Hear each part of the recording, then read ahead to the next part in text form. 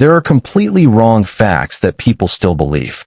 Not ancient myths or ridiculous conspiracy theories. Things that sound so normal, so obvious, that you probably never stop to question them.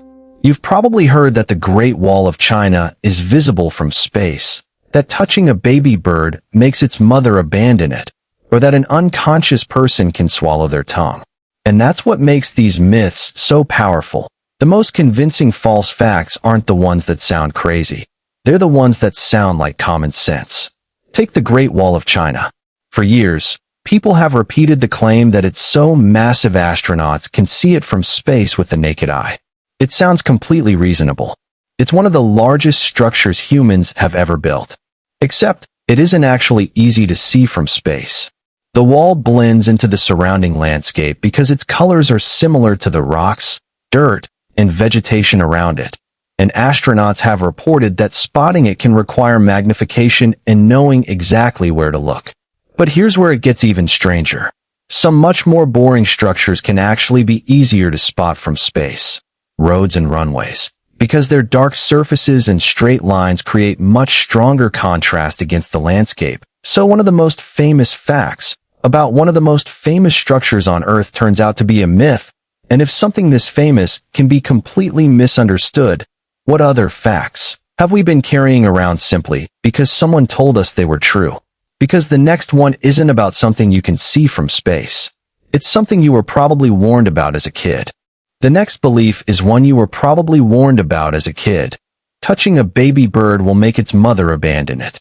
It sounds believable because, honestly, it seems like the kind of thing a protective parent would do.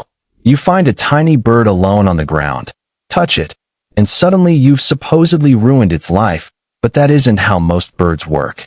A mother bird isn't going to smell your fingerprints on her baby and think, well, I guess that's it in reality. Birds can abandon a nest, but the reasons are usually much more serious. If a nest is repeatedly threatened by predators or becomes too dangerous, the parents may decide to leave and build somewhere safer. And once chicks have already hatched, it generally takes a lot more than human contact to make a parent abandon the sow. If you ever find a baby bird alone, the biggest mistake isn't necessarily touching it. It's assuming that being alone means it's been abandoned. In many cases, the parent is nearby, watching from a distance, but here's the important part. That doesn't mean you should start picking up every baby animal you find. They can carry diseases, and you can stress them unnecessarily. If the animal is safe, the best move is usually to leave it alone and let nature do its thing, and if you think that myth was harmless, the next one is a lot more serious. Because it involves something people have actually been taught to do when someone is unconscious. The next myth is one you've probably seen in movies or heard during an emergency. If someone passes out, has a seizure, or gets knocked unconscious, they can swallow their tongue. It sounds terrifying, because your tongue is right there in your mouth. And if you're unconscious, you're not exactly controlling what your body is doing, but there's a problem with the whole idea. You physically cannot swallow your own tongue. Unless your tongue somehow becomes detached from your body, it cannot just slide down your throat and disappear. The really dangerous part is what people sometimes do because they believe this myth. You may have seen someone rush over and try to put an object into an unconscious person's mouth to stop them from swallowing their tongue. But that can actually cause more problems, including injury or choking. So the myth isn't just wrong. It can turn a scary situation into an even more dangerous one. And this is where these myths get interesting. Sometimes a completely false idea survives for so long because it seems to explain something we can see with our own eyes, which brings us to a myth that almost everyone who has ever shaved has probably wondered about. Does shaving really make your hair grow back thicker?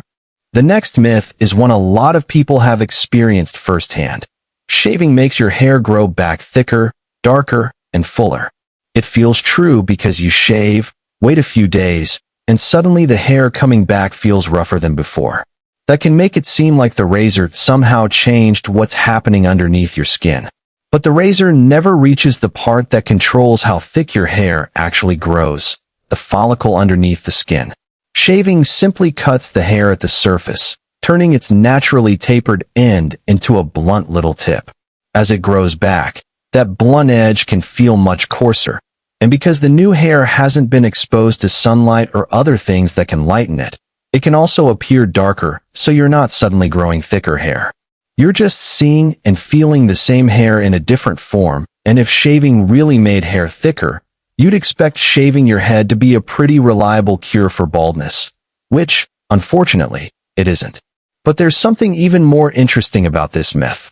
Unlike the baby bird story, this one can feel true because your own body appears to be proving it to you, and that makes the next myth even harder to question, because it isn't about something happening on the outside of your body.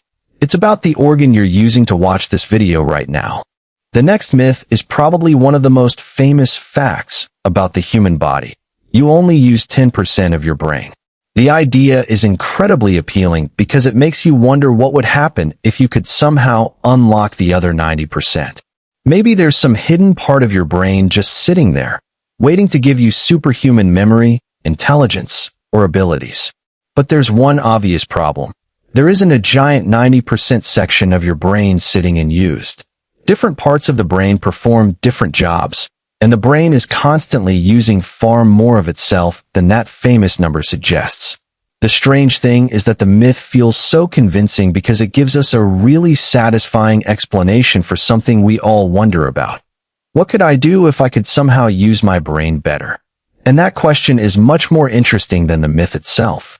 Because your brain doesn't need some secret 90% unlock to be incredible. It already controls your movement, senses, memories, emotions, decisions, and countless processes you never consciously think about. So the real mystery isn't why we only use 10% of our brain. It's how an organ we use constantly can still do so much without us even realizing it. And that brings us to something even stranger. Because if your brain can influence what you experience, could it actually make you feel better simply because you believe you're going to? The placebo effect sounds almost impossible. How can something that isn't an active medicine sometimes make a person feel better? Imagine two groups of people taking what they believe is a real treatment. One group gets the actual medication, while the other gets a placebo with no active drug. Afterward, some people in the placebo group can still report that they feel better. That's why placebo groups are so important in medical research. If people taking the real treatment improve by roughly the same amount as people taking the placebo, the treatment hasn't shown that its effects are actually coming from the drug itself. But here's where the story gets much stranger. We still don't completely understand exactly how the placebo effect works. Researchers have suggested that expecting a positive result may trigger changes involving things like endorphins and other chemicals in the brain, but the exact mechanism remains uncertain. Think about what that means. Your expectations can sometimes be connected to how you actually experience what is happening to your body, so after all these myths, there's a strange pattern hiding underneath them. Sometimes we believe something because it sounds logical, sometimes because everyone around us believes it, and sometimes because our own experience seems to prove it. And that's what makes these myths so difficult to kill. The truth doesn't always feel as convincing as the story we've already accepted. But if these 6 beliefs can survive for years simply because they sound right, maybe the bigger question isn't what facts are wrong. It's what else do we believe without ever questioning it? There's one last idea I want to leave you with. The scary part about these myths isn't that people believe them. It's how easily something can become common knowledge without anyone remembering where it came from. The Great Wall story sounded believable. The baby bird warning felt protective. The tongue myth felt like basic emergency knowledge. Shaving seemed to prove itself every time the hair grew back. And the 10% brain myth gave people an irresistible explanation for human potential. Even the placebo effect shows us something stranger.